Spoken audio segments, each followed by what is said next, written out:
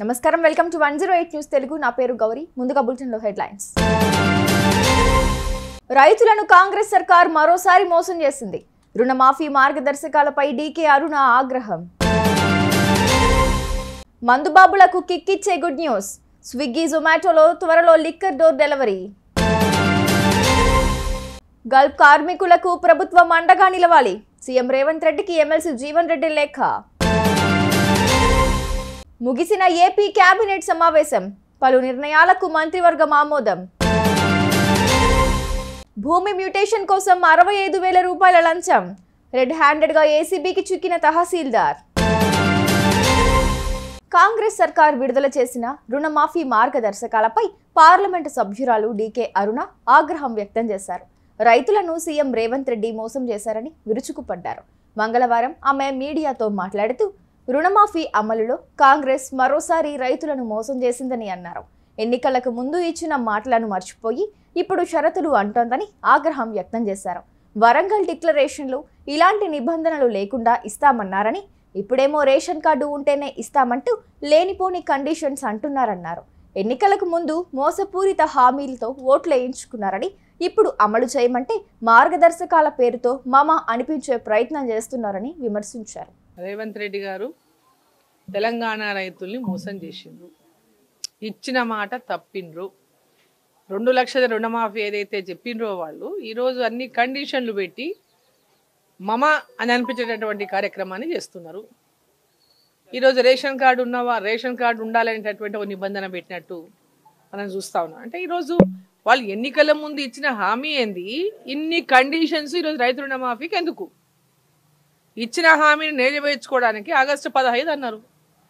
August 15 రోజు లోపల ఇన్ని కండిషన్లు పెట్టి దాన్ని మొత్తం ఎన్ని తక్కువ అయితే, ఎంతమంది రైతులను తక్కువ చేస్తే, ఎన్ని ఎకరాలు తగ్గిస్తే అంతటటువంటి తగ్గించుకునేటటువంటి ప్రయత్నాన్ని చేస్తున్నారు తప్ప ఈరోజు ఇన్ని నియోజకవర్గాలు తిరిగి జిల్లా తిరిగి రైతుల యొక్క సమావేశాలు ఏర్పాటు చేసి సూచనలు సలహాలు, మరి హామీ ఇచ్చే ముందు కూడా అటువంటి సలహాలు సూచనలు తీసుకోవాల్సి ఉండే. వీళ్ళు ఏనాడైతే హామీ ఇచ్చిండ్రో ఎలక్షన్ల ముందు వరంగల్లో ఏదైతే వాళ్ళు రైతుల కోసం ఆనాడు డిక్లరేషన్ అని చెప్పి చేసిండ్రో, మరి ఆ రోజు ఎందుకు వీళ్ళు అందరి యొక్క అభిప్రాయం తీసుకొని ఒక మీటింగ్ ఏర్పాటు చేసి దీన్ని అనౌన్స్ చేయలేదు? డిక్లరేషన్ అని చెప్పి బ్రహ్మాండంగా డిక్లరేషన్ చేసి ఈ రోజేమో దానికి నిబంధనలు పెట్టడం లోపల వీళ్ళు 100% తెలంగాణ రైతులని రైతు రుణమాఫీ చేయకుండా మోసం చేసిండ్రు. నిబంధనల పేరిట ఈ యొక్క రైతు రుణమాఫీ పథకాన్ని తుంగలో దొక్కేటటువంటి ప్రయత్నం చేస్తున్నారు. ఇచ్చిన మాట తప్పినటువంటి పార్టీ కాంగ్రెస్ పార్టీ. ఈరోజు అసలు నిబంధనలని ఈరోజు కొత్తగా జిల్లాకు పోయి సూచనలు ఏంది, సలహాలు ఏంది, మీటింగ్లు ఏంది? ఎన్నికల ముందు ప్రతి ఒక్కరికి రుణమాఫీ వర్తిస్తుందని చెప్పి 2018 తర్వాత వర్తిస్తుందని, అంతకుముందు ఉన్న రుణమాఫీ ఉన్నవాళ్ళు అంతవరకు ఉన్నటువంటి రైతుల ఏదైతే బ్యాంకులో లోన్స్ వాటికి వర్తించదని, ఏంటి కండిషన్లు ఎందుకు? ఈరోజు ఎందుకోసం ఈ కండిషన్లు పెడుతున్నది? ఈ రాష్ట్ర ప్రభుత్వము దివాలా తీసింది, అప్పుల కూరుకుపోయింది, అబద్ధపు హామీలు ఇస్తుందనని ఆ రోజు భారతీయ జనతా పార్టీ పదే చెప్పినా ప్రజలు వీళ్ళు ఇస్తారు 2 లక్షల రుణమాఫీ అనేటటువంటి మాటను నమ్మి ఓట్లేసిండు. ప్రజల్ని ఈరోజు ఓట్లు వేయించుకొని మోసం చేస్తూ ఉంది కాంగ్రెస్ పార్టీ. ఓట్లకు ముందు ఒక మాట, ఓట్లతో గెలిచిన తర్వాత ఇంకొక మాట. ఇచ్చిన మాట నిలబెట్టుకోవాలి. ఆ రోజు ఏదైతే 2 లక్షల రుణమాఫీ అనేటటువంటి మాట చెప్పి ఓట్లు వేయించుకున్నారో, ప్రతి రైతుకు అనేటటువంటి మాట మాట్లాడినరో, ఆ రోజు భారతీయ జనతా పార్టీ పక్కాగా చెప్పింది రైతులకు ఏ విధంగా రుణమాఫీ చేస్తామనేటటువంటి విషయంలో కానీ, అదేవిధంగా వాళ్లకు ధాన్యం విషయంలో, వారికి బోనస్ విషయంలో కానీ, గిట్టుబాటు ధర విషయం ఒక స్పష్టమైనటువంటి హామీ ఇచ్చినాం. వీళ్ళంతా ఏదైనా మొత్తం ఓట్ల కోసమే హామీలు ఇచ్చినటువంటి party Congress party, TRS party అన్నాడు. ఓట్ల కోసమే అనేకమైనటువంటి అడ్డగోలుగా హామీలు ఇచ్చి ప్రజలతోనే ఓట్లు వేయించుకొని అధికారంలోకి వచ్చి ఈరోజు నిబంధనలు అనుకుంటా, తాత్సారం చేసుకుంటా, సమయాన్ని వృధా చేసుకుంటా, ఇప్పటికే రైతులకు వర్షాలు పడుతున్నాయి, ఈ పాటికే రుణమాఫీ అయిపోవాలి, రైతులకు కొత్తగా 15,000 రూపాయలు ఇవ్వాలి. ఇప్పటిదాకా వాటికి ఎక్కడ కూడా ప్రారంభం కాలేదు. ఇంకా రైతుల పక్షాన మేము డిమాండ్ చేస్తా ఉన్నాం. భారతీయ జనతా పార్టీ తరఫున కాంగ్రెస్ పార్టీ ఏ విధమైనటువంటి హామీ ఎన్నికల ముందు ఇచ్చిందో నిబంధనలు లేకుండా రైతులకు అందరికీ రుణమాఫీ చేస్తామని 2 లక్షల రూపాయల రుణమాఫీ చేస్తామని చెప్పిండ్రు. రైతులందరికీ 2 లక్షల రుణమాఫీ చేయాలి ఆగస్టు 15 లోపల. అప్పుడే మీరు మాట నిలబెట్టుకున్నట్టు. మాట తప్పినటువంటి కాంగ్రెస్ ప్రభుత్వం మాట తప్పకుండా ఇచ్చిన మాట నిలబెట్టుకోవాలని చెప్పి నేను డిమాండ్ చేస్తున్నాను.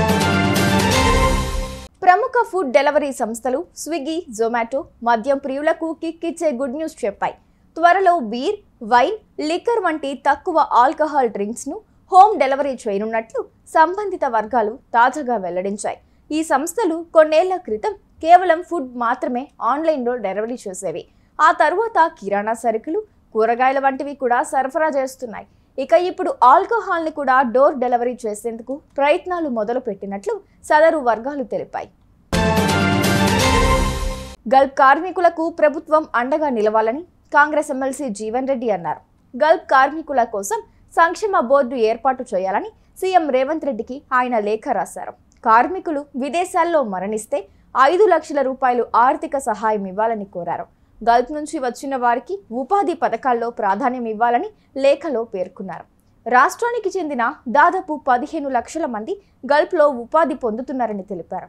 ఒక్కొక్కరు ప్రతి నెల 10,000 రూపాయలు స్వరాష్ట్రానికి పంపుతున్నారనుకున్నా నెలకు 15 కోట్ల రూపాయలు విదేశీ మారక ద్రవ్యం రాష్ట్రానికి, దేశానికి వస్తుందని పేర్కొన్నారు. సీఎం చంద్రబాబు అధ్యక్షతన జరిగిన రాష్ట్ర కేబినెట్ సమావేశం ముగిసింది. వెలగపూడిలోని రాష్ట్ర సచివాలయంలో జరిగిన ఈ సమావేశంలో పలు నిర్ణయాలకు మంత్రివర్గం ఆమోదం తెలిపింది. ల్యాండ్ టైటిలింగ్ యాక్ట్ రద్దు బిల్లుకు కేబినెట్ ఆమోదం తెలిపింది. కొత్త ఇసుక విధానం అమలుకు ఆమోదం లభించింది. నూతన ఇసుక పాలసీ అమలు కోసం త్వరలోనే విధి విధానాలు రూపొందించాలని మంత్రివర్గం నిర్ణయించింది. పౌర సరఫరాల శాఖ 2,000 కోట్ల రూపాయల రుణం తీసుకునేందుకు ప్రభుత్వ గ్యారంటీకి ఆమోదం లభించింది. ఏపీలో ఓ అవినీతి రెవెన్యూ అధికారి ఏసీబీ అధికారులకు రెడ్ హ్యాండెడ్గా పట్టుబడ్డారు. అనంతపురం జిల్లా వజ్రకరూరు మండలం తహసీల్దార్ మహమ్మద్ రఫీ ఓ రైతు వద్ద 65,000 రూపాయలు తీసుకుంటుండగా అధికారులు పట్టుకున్నారు. భూమి మ్యూటేషన్ కోసం బాధితుడు నుంచి లంచం డిమాండ్ చేశాడు. దీంతో బాధితుడు ఏసీబీ అధికారులను ఆశ్రయించాడు. మంగళవారం తన కార్యాలయంలో లంచం తీసుకుంటుండగా అక్కడే మాటు వేసి అవినీతి నిరోధక శాఖ అధికారులు రెడ్ హ్యాండెడ్గా పట్టుకున్నారు. ఏసీబీ అనంతపురం నుంచి ఒక కంప్లైంట్ వచ్చిందండి. కంప్లైంట్ చేశారు. వాళ్ళ మామగారి పేరు మీద చాపల గ్రామంలో ఒక భూమి 5.5 ఎకరాలు. దాని మ్యూటేషన్ వేరే ఆవిడ పేరు మీద, అంటే వాళ్ళ మామగారు ఆమెకి మార్టిగేజ్ చేసి తర్వాత రిజిస్ట్రేషన్ చేశారు. అయినప్పటికీ ఆన్లైన్లో ఆమె పేరు రావట్లేదు. వాళ్ళ మామగారు చనిపోయారు. రీసెంట్గా చూస్తున్నప్పుడు ఆమె పేరు రావట్లేదు. సో దాని మ్యూటేషన్ కోసము వీళ్ళు అప్లై చేసుకుంటే దాని గురించి ఎంఆర్ఓ గారు ఒక 1 lakh డిమాండ్ చేయడం జరిగింది. ఫర్దర్గా 70,000కి ఫైనల్ అయింది. ఈరోజు అతను ఎంఆర్ఓ గారు వాళ్ళ రిలేటివ్ నెంబర్ ఇచ్చి దానికి ఫోన్పే చేయించుకున్నారు. 65,000 దాకా ఈరోజు కంప్లైంట్ చేశారు. దాన్ని బట్టి మనం వచ్చిన కంప్లైంట్ అన్ని ఫర్దర్ ఎంక్వైరీ చేసుకొని ఈరోజు ట్రాప్ చేయడం జరిగింది. చూసారుగా, ఇవి ఇవాల్టి బులెటిన్ అప్డేట్స్. మరో బులెటిన్తో మళ్ళీ మీ ముందుకు వస్తాను. అంతవరకు కీప్ వాచింగ్ 108 న్యూస్ తెలుగు.